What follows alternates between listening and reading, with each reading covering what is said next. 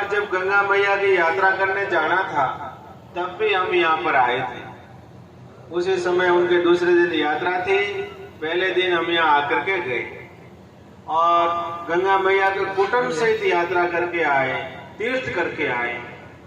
तीर्थ है, नाम जप है, संकीर्तन है, कथा है, भगवान की लीलाओं के दर्शन है। ये सब भगवान की प्रसन्नता के लिए है कि किसी तरह से भगवान हमारे ऊपर प्रसन्न हो जाए, किसी तरह से भगवान हमारे ऊपर प्रसन्न हो जाए, किसी तरह से भगवान हमको अपना ले, उसके लिए सारे साधन है। तीर्थ में जाओ, खूब दिव्य भाव से जाओ। भाव ऐसा होना चाहिए कि भगवान तीर्थ में साक्षात भगवान विराजमान है और साक्षात भगवान विराजमान है ही। हम लोग वृंदावन जाते हैं, मैं साल में 2 बार वृंदावन जाता हूँ, ब्रज जाता हूँ। वर्ष में 1 बार गंगा जी नहाने जाता हूँ। अब व्यस्तता है, कई बार नहीं जा पाते हैं।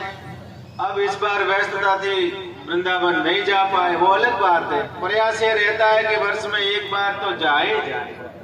वहां जाने पर आपको, तीर्थ में जाने पर ऐसा लगेगा हो जाएगा, शांति से विराज जाओ बस। तो तीर्थ में जाने पर जैसे ब्रज में जाओ तो ऐसा लगता है जैसे ठाकुर जी साक्षात रूप से विराजमान है। वहां पर रिक्शा चलाने वाला भी घंटी नहीं बजाता है, वो बोलेगा राधे राधे राधे राधे राधे राधे, बाबा साइड हो जाइयो, बाबा साइड हो जाइयो। अब वहां तीर्थ में देखो, आप वृंदावन में जाओगे तो आपको कोई महाराज जी नहीं कहेंगे, हमको कोई महाराज जी नहीं कहेंगे, हमको कहेंगे बाबा कहाँ से आयो है।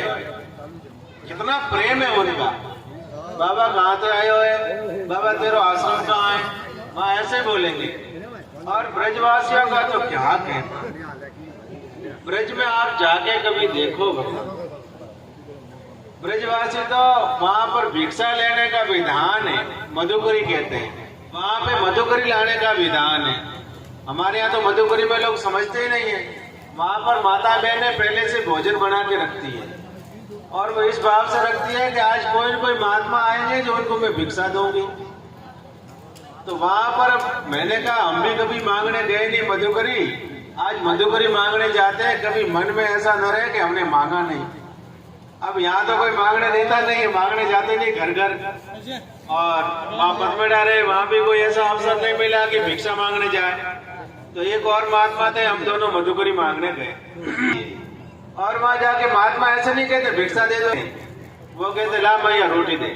जैसे अपना बच्चा अपनी माँ से कैसे भोजन मांगता है, ऐसे वहाँ साधु महात्मा वो लाई तो वो 2 रोटी लाएगी, 4 रोटी लेके आएगी, उसके ऊपर सब्जी लाएगी, अगर सब्जी घर में नहीं है, पूरा हो गया भोजन। अचार लाएगी, अचार भी नहीं तो गुड़ लाएगी, पर केवल रोटी नहीं देगी। और वो क्या कहेगी बाबा यही बैठ के पाले। एक जगह हम गए तो वो गरम गरम भोजन बनाने बैठी थी भैया, वो बोली बाबा मैं गरम गरम रोटी बना रही हूँ तो यही बैठ के पाले। क्या उनके वहाँ वात्सल्य, क्या मधुरता है उनमें। तो ये तीर्थों की महिमा है। तीर्थ में ऐसा लगता है भगवान साक्षात विराजमान। वहां पर बारिश के मौसम में हम चलते हैं, चप्पल पहने हुए होते हैं, स्लीपर होते हैं, वो स्लीपर से पानी उड़ता है, पीछे पूरा कपड़ा खराब हो जाता है। तो वहां के ब्रजवासी ऐसा नहीं कहेंगे बाबा तुम्हारे कपड़ा खराब हो गया, वहां ऐसे कहेंगे बाबा तुम्हारे पीछे राधे राधे है गई है, आपके कपड़े खराब हो गए, ऐसा नहीं कहेंगे बाबा तुम्हारे चप्पलों से राधे राधे है गई है। तो अपन देखे क्या हो गया, तो कपड़ा खराब हो गया। इतना माधुर्य है तीर्थ में। कहीं भी जाओ, ऐसा कहा गया तीर्थ में कहीं जाओ पवित्र भाव से जाओ, और उसमें भाव यहाँ रखो कि ठाकुर जी साक्षात विराजमान है और भगवान तीर्थों में तीर्थ के रूप में ठाकुर जी है ही। गंगा मैया में आप तो यहाँ जाते होंगे, तो यहाँ हरकी पौड़ी तक जाते होंगे। हम लोग तो ऋषिकेश में गीता भवन है सामने, उस पार हम लोग ऋषिकेश जाते हैं तो गीता भवन जाते हैं। गीता भवन से आगे एक बाबा हुए, उनका एक स्थान है, वहां पर गंगा जी शांत हो जाती है, मस्तराम बाबा। वो एक पहाड़ की गुफा थी, छोटा पहाड़, उस गुफा में रहते थे, उसी में भजन करते थे। तो मस्तराम बाबा का आज भी स्थान है, वहां पर गंगा जी एकदम शांत है बिल्कुल। उस गंगा जी में जाके हम लोग तो वहीं नहाते हैं, वहीं जाके गंगा किनारे चलते हैं, बैठते हैं। क्या ऐसा लगता है कि ठाकुर जी साक्षात गंगा जी के रूप में ही बह रहे हैं।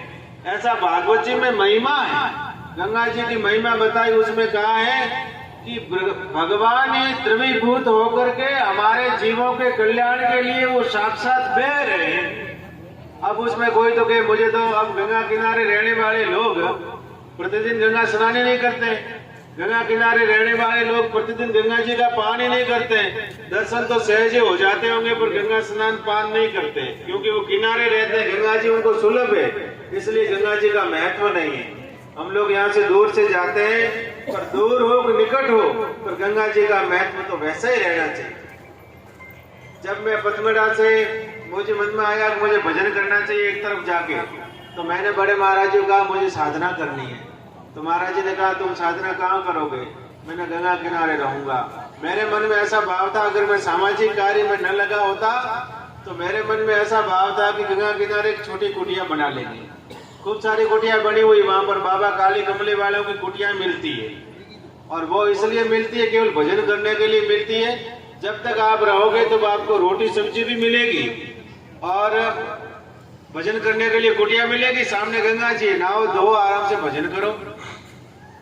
हमारे मन में ऐसा आया कि कुटिया में रहेंगे, सुबह शाम गंगा जी में स्नान करेंगे और खूब भगवान का भजन करेंगे, बस और कुछ था ही नहीं। दो ही काम थे, नहाओ धो प्रसाद पाओ और भजन करो। तो ऐसा जीवन यापन करने का मन में था, पर ठाकुर जी की पता नहीं क्या मर्जी होगी, उन्होंने उठा के यहाँ पटक दिया समाज के काम में। अब पिछले 4 साल के समाज के काम में लगे हैं। अब समाज के काम का विशेष उद्देश्य लेकर के लगा हूं। अब मन में तो बहुत कुछ है करने की, इतने बड़े बड़े मन में सोच रखा है, संकल्प कर रखा है, वो सब भगवान के चरणों में अर्पित कर रखा है। क्योंकि इस कार्य को कराने वाले ठाकुर जी, आपकी हमारी क्या सामर्थ्य है? हमारी सामर्थ्य तो श्वास लेने की भी नहीं है। हम लोग अपना श्वास भी खुद नहीं ले सकते। अगर लेने की श्वास अपने हाथ में हो तो कोई माई का लाल श्वास रोक के बता दो कि आज तो भाई गंगा प्रसादी है, छुट्टी है, कोई श्वास नहीं लेंगे। जब श्वास लेना भी हमारे हाथ में नहीं है तो और कार्य करना हमारे हाथ में कैसे हो गए? ठाकुर जी जिसके ऊपर कृपा करते हैं उससे भगवान विशेष कार्य करवाते हैं। तो भगवान की हमारे ऊपर विशेष कृपा है, इसलिए वो हमसे कोई विशेष कार्य करवाना चाहते होंगे, इसलिए इस कार्य में मुझे लगाया है। मैं तो अपना सौभाग्य मानता हूँ कि परमात्मा की कितनी बड़ी मेरे ऊपर कृपा है, जो समाज के इस महत कार्य में मुझे लगाया। परमात्मा चाहते तो किसी और के द्वारा करवा सकते थे, पर उन्होंने मुझे चुना, ये मेरा अहोभाग्य। उनकी विशिष्ट योजनाएं, श्रीपति धाम केवल मुझे धाम बनाना, बड़े बड़े मकान खड़े कर देना, वहां पर हम बड़े बड़ी जगह जाएं, हमारा सब पूजे, हमको पूजे, हमारा स्वागत करें, इसके लिए मैं नहीं लगा। कोई ये न सोचे महाराज जी तो इसके लिए लगे होंगे, उनका बड़ा नाम करना होगा, और नाम कहाँ करें तो समाज में जाएंगे तो नाम हो जाएगा। अरे भाई, नाम तो जो अच्छा कार्य करता है उसका वैसे हो जाता है, करना थोड़ा ही पड़ता है। तो हम तो लगे इसलिए कि समाज में कुछ विशेष कार्य करेंगे। विशेष कार्य करने के लिए भी, धाम के प्लान के लिए भी जगह आपको बताते हुए खुशी हो रही है। 200-250 बीघा जगह ले लिए और अभी 200-300 बीघा और लेनी है। मन में ऐसा भाव है 400-500 बीघा समाज की जगह हो गए। अब अभी तो जगह मिल जाएगी, फिर बाद में स्थान नहीं मिलेगा, भूमि नहीं मिलेगी। इसलिए भूमि का एक अक्षय भूदान योजना के नाम से भूमि लेना शुरू किया है, जिसमें कोई व्यक्ति अपने माता जी के नाम से, पिताजी के नाम से, अपने पूर्वजों के नाम से 1 बीघा, 2 बीघा, 5 बीघा भूमि दान करे। ऐसा हमने सबको संदेश दिया तो लोग भूमि दान कर रहे हैं। और 1 बीघा भूमि का 1,01,000 रुपया रखा है और उनका शिलालेख भी लिखेंगे। वो इसलिए 1 लाख रुपया रखा कि 1 लाख में भूमि आती तो नहीं 1 बीघा, पर सामान्य व्यक्ति होगा वो भी अपने पूर्वजों के नाम से, अपने माताजी पिताजी के नाम से कर सकता है। इसलिए 1,01,000 रुपया बीघा रखा है। भूमि का काम पूरा हो जाएगा। अभी भूमि का काम तो बहुत बाकी है, उसके लिए मुझे बम्बई की यात्रा करनी है। जल्दी ये मल मास बैठ गया है तो मल मास में बम्बई की यात्रा करेंगे। बम्बई के बाद फिर पूना, फिर दक्षिण भारत चले जाएंगे। वहां पर अब आप जानते हो सब गृहस्थी व्यक्तियों की घर गृहस्थी कैसे चलती है।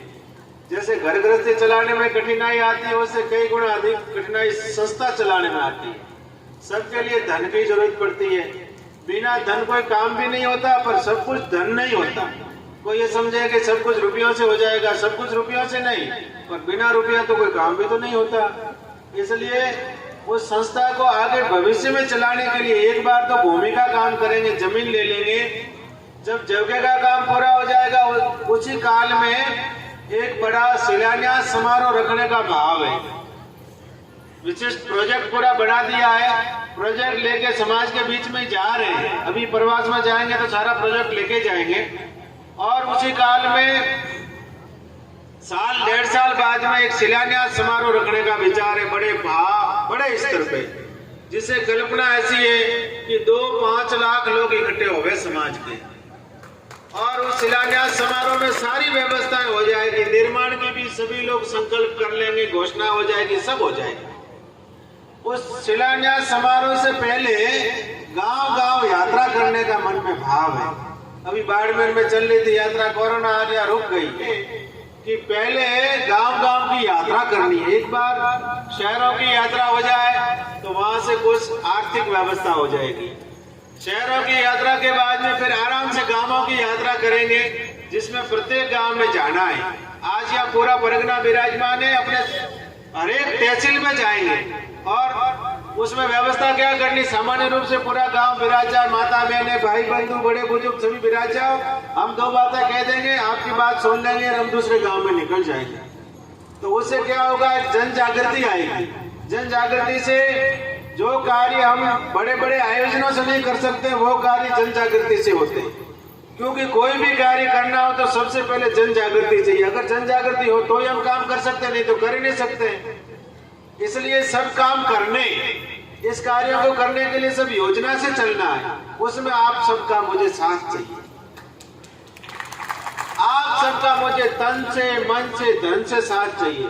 अब मैं निवेदन कर रहा था कि संस्था को चलाना है, ये संस्था तो लंबे समय तक चलेगी। हम लोगों की तो आयु सीमित है। आज हो सकता है 20 साल चाहिए, पर 30 साल चाहिए, 40 साल जिएंगे, बाद में तो मरेंगे, पर संस्था तो अमर रहेगी, वो तो युगों युगों तक रहेगी। तो संस्था को स्थायी चलाने के लिए हमने ऐसा सोचा है कि प्रत्येक प्रतिष्ठान से 500 रुपया, 1000 रुपया, 1500 रुपया, 2000 रुपया, जैसी सामर्थ्य, पर वो मासिक दे, हर महीना दे। जैसे मान लो आपका प्रतिष्ठान चल रहा है, आप महीने का 1100 रुपया दो, वो भी बैंक से लेना है। अभी आप संकल्प कर दोगे, आपके पास लेने कौन आएगा, और वो एक बैंक से पूरा अपना एग्रीमेंट वगैरह हो गया है, उसका एक फॉर्म भरेंगे, आपके खाते से हर महीने 1100 रुपया कट के संस्था खाते में जमा हो जाएगा। जो प्रतिष्ठान नहीं चलाता, सामान्य नौकरी करता है, वो भी महीने का 100 रुपया तो दे। अब 100 रुपया में किसी के बाहर नहीं हो सकता है, रोज का 3 रुपया होता है। 3 रुपया की तो चाय भी नहीं आती, चाय का भी 10 रुपया लगता है। तो 100 रुपया हर एक दे सकता है। माने पैसों का महत्व नहीं है, सामान्य व्यक्ति भी गर्व से कह सके कि मेरा भी रोज का 5 रुपया संस्था में जाता है, ये महत्व है। और उस संस्था के द्वारा कोई अच्छे कार्य होंगे, पुण्य के कार्य होंगे, उसमें सामान्य से सामान्य व्यक्ति की भी भूमिका हो, वो कहे कि अरे मेरा भी 2 रुपया लगता है, उसको भी पुण्य मिले। इसके लिए आप सबको तैयार होना है और इस कार्य में लगना है। इस कार्य को संपादित हम सबको मिलकर करना है। भविष्य में तो खूब बड़ा कार्य